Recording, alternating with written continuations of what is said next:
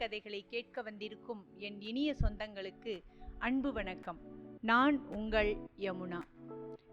இன்று நாம் வேதாளம் சொல்லி முடித்த கதையெல்லாம் பார்த்துட்டோம் இல்லையா? இப்போ நம்ம பார்க்க போகிறது மூன்றாவது பதுமையாகிய கோமலவள்ளி பதுமை கூறக்கூடிய கதைகளை பார்க்க போகிறோம். அது ஒரே ஒரு கதை தான் சொல்லியிருக்கு, அது என்னன்னு பார்க்கலாம். வழக்கம் போல் நம்ம போஜராஜன் என்ன பண்ணுறாரு, காலையில் எழுந்து தன்னுடைய மந்திரிகள் சகிதமாக அந்த அரண்மனைக்குள்ளே நுழைஞ்சு அந்த சிம்மாசனத்தினுடைய முதல் படியில் பூஜையெல்லாம் பண்ணி முடிச்சிட்டாங்கல்ல, அது முடிச்சாச்சு. 2வது படிக்கு முடிச்சாச்சு. இப்போ மூணாவது படிக்கு வந்து பூஜை போட்டுட்டு தன்னுடைய வலது காலை எடுத்து அதில் வைக்க போகிறார். அப்போ அங்கே அந்த படிக்கு சொந்தமான கோமலவள்ளி அப்படிங்கிற பதுமை என்ன பண்ணுது, கலகலகலன்னு சிரிக்குது. இவர் அது ஆக்சுவலாக எதிர்பார்த்தது தான். ஏற்கனவே 2 பதுமை கை கொட்டி சிரிச்சது இல்லையா, அதனால் இவருக்கு அந்த 3வது பதுமையும் சிரிக்க தான் போகுதுன்னு தெரியுது.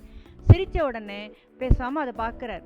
அது உடனே சொல்லுது, எங்கள் விக்ரமாதித்தருக்கு இருக்கக்கூடிய திறமை உனக்கு இருந்துச்சுன்னா நீ கட்டாயம் இந்த படியை கடந்து போகிறதுக்கு உனக்கு தகுதி உண்டு அப்படின்னோடனே அவர் சொல்கிறாரு, ஏற்கனவே நான் 2 பேர் சொல்கிற போதே எனக்கு அவர் மேலே ஒரு ஈடுபாடு வந்துருச்சுமா, நீங்களும் சொல்லுங்கள், அவருடைய கதையை நான் தெரிஞ்சுக்க விரும்புகிறேன் அப்படின்னு சொல்லுது.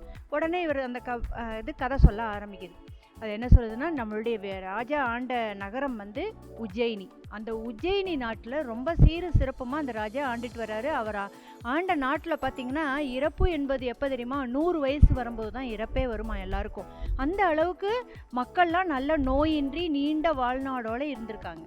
இப்படிப்பட்ட நாளில் ஒரு நாள் என்ன ஆகுதுன்னா, வேத கோவிந்தன் அப்படின்னு ஒரு அந்தனர், அவர் வந்து கடற்கரைக்கு தன்னுடைய கடலில் போய் குளிப்பதற்காக தன்னுடைய மகனுடைய சிறு குழந்தை, அந்த சிறு வயது அந்த பையனை கூட்டிக்கிட்டு போகிறாரு. போன நேரத்தில் என்ன ஆயிடுதுன்னா, கடலில் மகர மீன் அப்படின்னு ஒரு மீன், அந்த மீன் என்ன பண்ணுது, அந்த பையனை முழுங்கிடுது. முழுங்கினோடனே இவன் அலறி அடிச்சுக்கிட்டு வேகமாக வந்து நம்ம விக்ரமாதித்தனுடைய இதில் அரண்மனை வாசலில் ஒரு ஆராய்ச்சி மணி இருக்கும். இந்த ஆராய்ச்சி மணின்னு நான் கேள்விப்படும் பொழுதே எனக்கு நம்ம மனுநீதி சோழன் தான் எனக்கு ஞாபகம் வருது.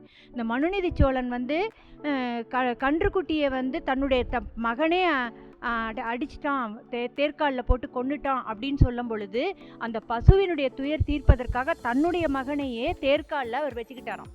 அப்போ அந்த மாதிரி இவர் நம்ம இந்த விக்ரமாதித்தரோ தன்னுடைய அரண்மனை வாசலில் என்ன வச்சுருக்காரு, ஒரு ஆராய்ச்சி மணியை வச்சுருக்காருங்க. இந்த வேத கோவிந்தன் வேகமாக போய் அந்த ஆராய்ச்சி மணியை அடிக்கிறாரு. இவங்களுக்கெல்லாம் ஆச்சரியம் எல்லாருக்கும். ஏன்னா ஆராய்ச்சி மணி அடிக்க வேண்டிய அவசியமே அந்த நாட்டில் இருந்ததே கிடையாது. உடனே நம்முடைய விக்ரமாதித்தனுடைய நண்பனான பட்டி அங்கேருந்து அலறி அடிச்சுட்டு ஓடி வர்றாரு. வாசலில் வந்து பார்க்குறாரு, என்னப்பா என்ன ஆச்சு அப்படின்னு கேட்குறாரு. உடனே இவன் சொல்கிறான், ஐயா, நம்மளுடைய விக்ரமாதித்தனுடைய அரண்மனையில் என்றைக்குமே அந்த நாட்டில் வந்து யாருமே கஷ்டப்பட்டது அப்படிங்கிறதே கிடையாதுங்க, சாவு என்பதே கிடையாது சிறு வயது பாலகர்களுக்கெல்லாம். ஆனால் என்னுடைய மகனுக்கு மட்டும் ஏன் இந்த துயரம் அப்படின்னு சொல்லி அழுகிறார். அப்படியா நடந்தது, இதோ போகிறேன், நான் போய் நம்மளுடைய விக்ரமாதித்தர்கிட்ட சொல்கிறேன் அப்படின்னு சொல்லிட்டு விக்ரமாதித்தர்கிட்ட போய் சொல்கிறார்.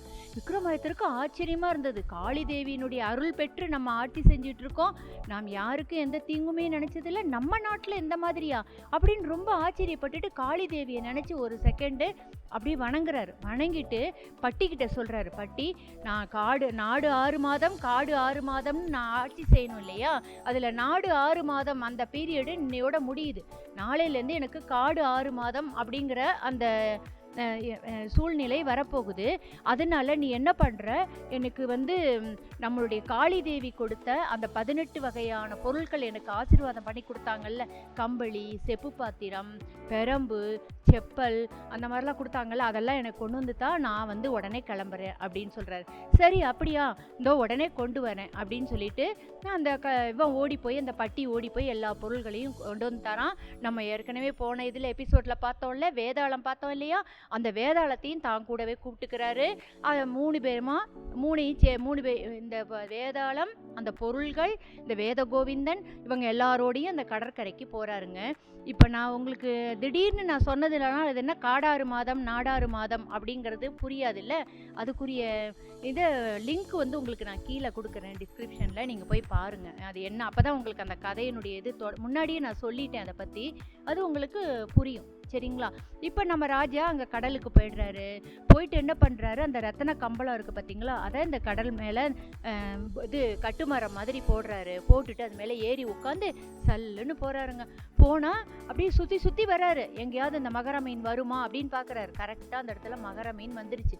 வந்தது என்ன பண்ணுச்சு, அப்படியே வந்து நம்ம ராஜாவை அப்படியே முழுங்கிடுச்சுங்க. முழுங்கிட்டு உள்ள போய் பார்க்குறாரு. அவருக்கே ஆச்சரியமா இருக்கு. என்ன தெரியுமா, அந்த உள்ள ஒரு பெரிய நகரமே, டவுனே இருந்துச்சாம். இதெல்லாம் கேட்கும்போது உங்களுக்கு எனக்கும் சிரிப்பு வரும் இல்லை? என்னது உள்ள வந்து ஒரு டவுன் இருந்துச்சா, என்னங்க காது குத்துறீங்க அப்படின்னு கேட்கலாம் நீங்க. ஆனா இதெல்லாம் வந்து அந்த காலத்துல நாங்க படிக்கும் பொழுது எங்களுக்குலாம் ரொம்ப ஆச்சரியமா இருக்கும். அடுத்து என்ன நடக்கும், அடுத்து என்ன நடக்கும் அப்படின்னு எங்களுக்கெல்லாம் அப்படி ஒரு பரபரப்பா இருக்குங்க. இவன் இந்த ராஜா உள்ள போயிடுறாரு.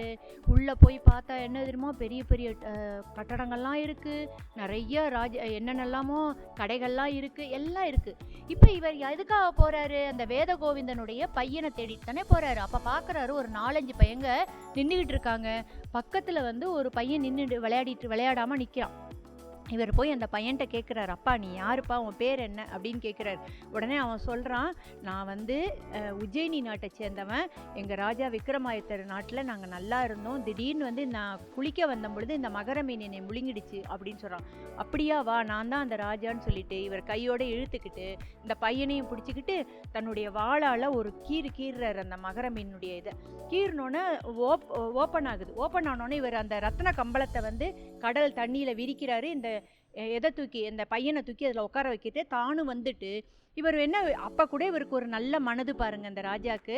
நம்ம வெளியில் வந்துட்டோம், கடல் தண்ணி உள்ளே போயிடுச்சுன்னா ஏற்கனவே அங்கே ஒரு நகரமே இருக்குது, அது அழிஞ்சிடக்கூடாது, அங்கே இருக்கிற மக்கள்லாம் நல்லா இருக்கணுன்ற அந்த நினப்பில் அவர் என்ன பண்ணுறாரு பாருங்க, காளி தேவி கொடுத்த விபூதியை களிம்பு மாதிரி செஞ்சு ஆயின்மெண்ட் மாதிரி பண்ணி அந்த இதை பூசிடுறாருங்க. உடனே அது என்ன ஆயிடுது, மூடிடுது. மூடினோன்னே அந்த மகர மீனும் அப்பாடா விட்டா போதுண்டாப்பா சாமின்னு உள்ள துள்ளி குதிச்சு ஓடி போயிடுதுங்க. அது இவர் வந்து என்ன பண்ணுறாரு, அந்த பையனை கூப்பிட்டுக்கிட்டு அப்படியே அந்த ரத்ன கம்பளத்திலே வந்துக்கிட்டே இருக்கார். வரும்பொழுது அவங்க புஷ்கரம் அப்படின்னு ஒரு தீவை அடையிறாங்க. அந்த இடத்துல வந்து என்னன்னு பார்த்தீங்கன்னா, சம்புநாதன் அப்படின்னு ஒரு ராஜா ஆண்டு வந்துட்டு இருந்தான். இந்த ராஜாவுக்கு ஒரு பொண்ணு இருந்தா, அவ பேர் ஏலாக்கரம்பை அப்படின்னு பேர். இந்த ஏலாக்கரம்பை ரொம்ப ரொம்ப அழகா இருப்பாளாங்க. அவளுக்கு அன்னைக்கு வந்து சுயம்வரம் சுயம்வரம்னா அவங்களுக்கு தெரியும்ல, பல நாட்டு மன்னர்களும் அங்கே வருவாங்க. வந்து என்ன பண்ணுவாங்கன்னா, யாரு பிடிக்குதோ அவங்கள வந்து இவ தேர்ந்தெடுத்துப்பான். அந்த மாதிரி 56 நாட்டு அரசர்கள் அந்த இடத்துக்கு வந்திருக்காங்க.